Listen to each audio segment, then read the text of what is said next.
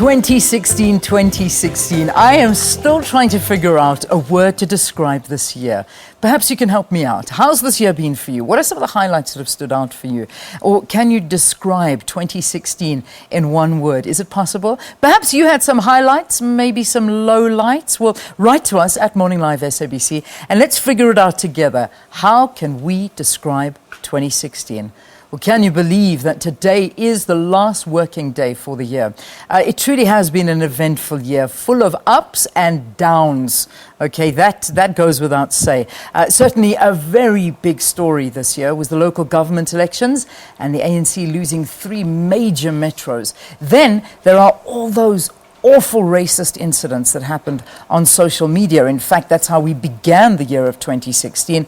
I suppose we call it the penny sparrow effect. However, we can still feel very, very proud of our athletes. I mean, South Africa's Wade van Niekerk, who did unbelievably well. He now holds the world record for the men's 400 meters at the Olympics, clocking in at 43.03 seconds, beating that record, Michael Johnson, of 43.18 seconds. I don't think anybody thought that record would be broken. Well, let's just try and touch on as many of the stories as we possibly can. In studio with us is one of our SABC journalists, Nozintombi Miya, who, of course, has covered some of these stories, and we'll chat to her about some of the highlights and lowlights of this year. It's so good to see you. Welcome. Thank you so much for having me. Yeah, pleasure. I'm normally speaking to you via the via, but it's good to be sitting right in front of you. That's true. It's great to be in the studio. Exactly. So listen, I mean, this year, can I be so bold as to ask you, how would you describe it in a word?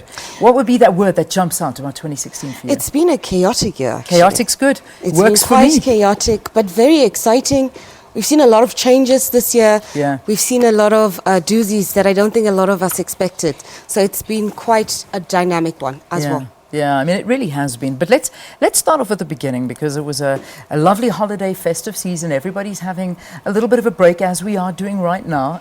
And then suddenly, Penny Sparrow took to Twitter, or took to Facebook, and that was the end and the beginning of a very tumultuous year. The racial slurs on social media, and that wasn't the only one that we saw this year. I think that really was a very big thing for 2016. Leanne, I think the racial undertones have always been there in our country, but I think this was the first time that it was done so publicly, and people really took umbrage. And what's been fantastic about the social media space in South Africa is that we've seen more of a voice coming through, voice of the young people, voice of people who've always felt voiceless. And this was an opportunity for people to literally say, we're not happy with what has been happening, with what Penny Sparrow said. And it literally was just, and it opened up this keg of worms, rotten worms, if you can say. We got people taking umbrage with the fact that Penny Sparrow made such disparaging remarks about black people at the beach. And that really did set the tone to a very large extent. And it was fortunate in one hand, because it opened up that discussion about underlying levels of racism in the country, and it brought that to the fore, and it gave people the opportunity to start having robust discussions around the Braai site to talk about these issues of racism, these dinner side conversations where it's about them and us. So it was a sad time for us earlier this year, but it was also good for the fact that it opened up that level of conversation in the country that we so desperately need, because we usually sweep the issues of racism under the carpet, and now this was our opportunity to really tackle it properly. It certainly was, and I mean, it happened in all spheres of life, because somehow the class of 2016, and I say the class of 2016 because I'm referring now to, and let's talk about the education sector, and we're going to bring race into that as well, because it flared up in a very, very big way. Let's talk about that iconic picture, that face of that young girl standing at school, holding her hands up like this, and wearing a very crown. Natural afro. I mean, that's normal. There you go. There's the figure. And again, bringing to the fore the reality that we are all different, we are not the same, and there cannot be one set of rules for a country that's so diverse. This was a massive turning point for us. It was a massive turning point, especially seeing it from the mouth of babes, really. We always talk about the issue of racism as being people who experienced apartheid and people who sort of went through the whole Rainbow Nation transitional phase. And And I think it was heartwarming to see young pupils taking the battle and saying, we're not happy with certain things and we want to change the status quo. We want to have a revitalization in how we're represented, how we are seen in schools, in all spheres of public life in the country. So it goes back to the issue of opening up that conversation on race, that we have not been having that conversation. Yeah. I mean, the fact that some schools have got the same set of rules and lists and criteria that have been there from pre-1994 and they've never been changed. Well, I can promise you, 2016, they changed, and they really did change. I want to move on from this as well, and I want to talk about universities, because the fear of the university story and the fees must fall and what we saw happening at all the universities around the country is something that I believe is going to escalate next year. Talk to me about this. I know that was a very harrowing story to cover. I mean, we saw our journalists running from rubber bullets and running from water tanks and many being injured. That was a big story. The level of violence that's creeped in has been quite shocking, and I think it's taken a lot of us quite by surprise. We did see the start of it in 2015 when the first Fees Must Fall protest started. We saw at the union buildings just the level of aggression from the students themselves who were camped out there by the union buildings, by the lawns of the union buildings. And this year it seems as if that level of violence has escalated. It raises two questions.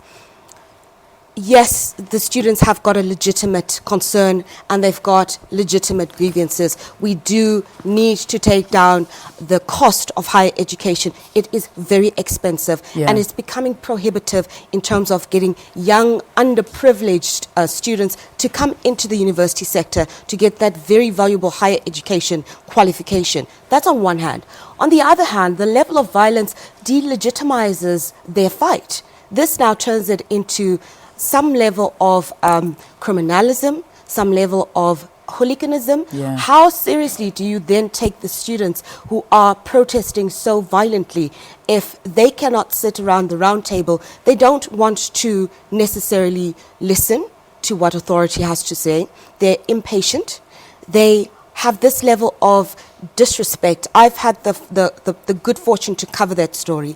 And you just listen to the way they speak to figures of authority, and you don't quite think that this is maybe how students should necessarily represent themselves. Yes, you are angry. You do want your words to be heard. You do want the fight to be taken up, but perhaps with a little bit more dignity, with a little bit more respect for figures of authority. I think then that's when they would get more levels of authority. But we as a society, we as South Africans need to come together as educators, as parents, as brothers and sisters, as authorities to say we're not going to tolerate the level of violence, but we are going to all pull up our sleeves and do something about fixing the state of higher education in terms of financially. Absolutely. Well, we'll see what happens in this new year, because we're seeing these 8% increases coming in, and that's going to, I think, that's definitely going to set the storm for next year. Next story. There's so many stories. I mean, this year cannot be, and I'm going to beg for more time. I'm hoping my director is going to find some time for me.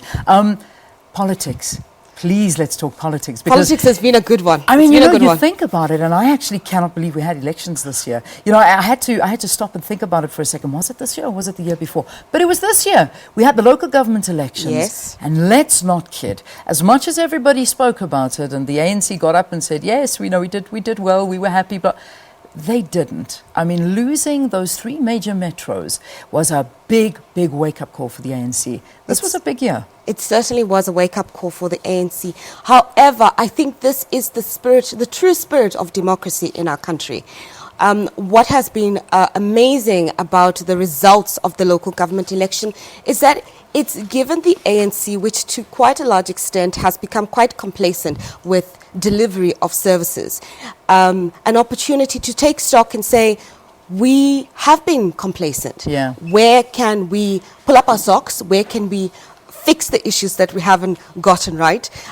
It's not late for them. It really isn't late. This is not an opportunity lost. This is an opportunity for them to do better. So we're eagerly anticipating the next national government election, not the local elections, but we're anticipating to see in the next few years what exactly is the ANC going to do in terms of their turnaround strategy. Absolutely. How are they going to fix the back. issues of a lack of services, a lack of accountability, rampant corruption, and just getting somebody to account for the fact that there have been things that have gone wrong in the past 22 years. How do we then fix it? So I take this as an opportunity for the ANC to say that they can do better. Yeah, well, they have to. They really do.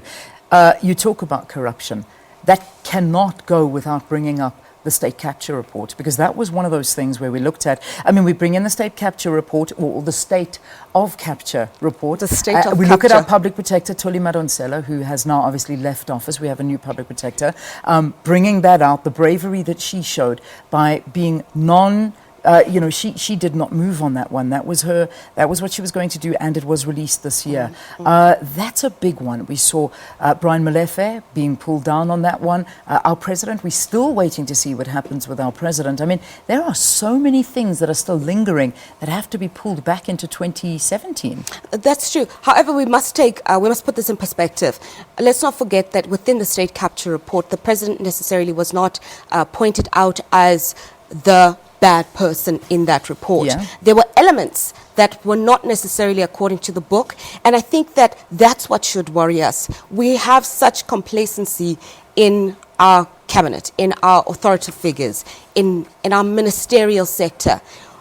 They have not been giving people the services that need to be given. And there has been a level of corruption. There has been a level of caterism. And this is an opportunity for them to take a broom and start sweeping clean all the rot that has been happening over the past few years. So the state capture report, I think it was almost like the local government elections. It was an opportunity for people to take perspective of the issues that have been happening, the issues that we have not been touching on, we've been sweeping under the carpet. So this is an opportunity. 2016 has been a year of opportunities for the ANC and for government to take stock of all the things that have not been done right. Absolutely. I mean, we haven't even got to talk about the finance ministers, the three finance ministers we had in a weekend. It was unbelievable. I mean, that was a big story as well. And of course, I think let's close this interview off. I don't think we can talk about it. We haven't got time. But perhaps we've got the visuals, because let's leave it on a high note. There were fantastic things that happened.